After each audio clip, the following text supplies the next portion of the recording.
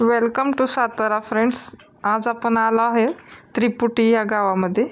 तर त्रिपुटी गावामध्ये हे समोरच बघा केवढं मोठं झाड आहे आणि तिथून असं जर आतमध्ये गेलो आपण तर पहिल्या स्टार्टला आपल्याला समाधी आहे, संजीवन समाधी आहे.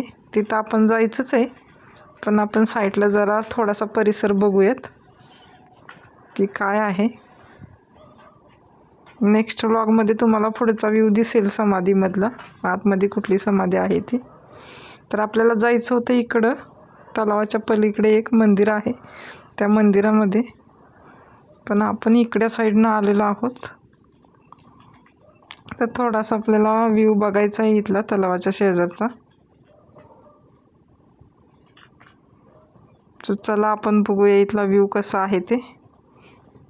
जरा मोबाईलमध्ये बघून हेअर सेट करायचे. टू व्हीलरवरती प्रवास केल्यावर जरा हेअर सगळे असे विस्कटल्यासारखे होतात, म्हणून थोडासा मेकअप. चला तर बघूया साहेब कुठे गेलेत. साहेब गेलेत तलावाच्या जवळ, अगदी जाऊ नका म्हणलं तरी ते पुढं जातात.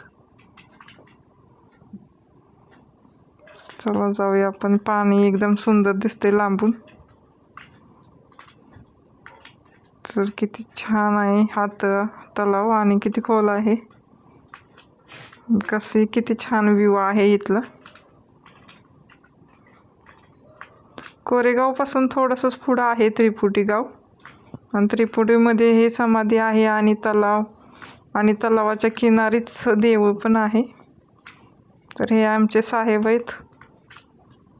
चला आपण तलावाच्या तिथं जाऊया. इकडून एंट्री आहे, पण फक्त बघण्यासाठी आहे. तर तिथं अशी पाटी लिहिलेलीच आहे बाहेर की त्यात पाय धुवू नये, आंघोळ करू नये, पिण्याचे स्वच्छ पाणी आहे, नाहीतर कायदेशीर कारवाई केली जाईल. पिण्याचं पाणी आहे म्हणल्यानंतर आपल्याला स्वच्छताही ठेवावीच लागते. तर आपण जास्त पुढं जायचं नाही आहे, अलीकडूनच आपण व्ह्यू घ्यायचा आहे. तर इथपर्यंत पाणी आलेलं आहे, पायरीपर्यंत.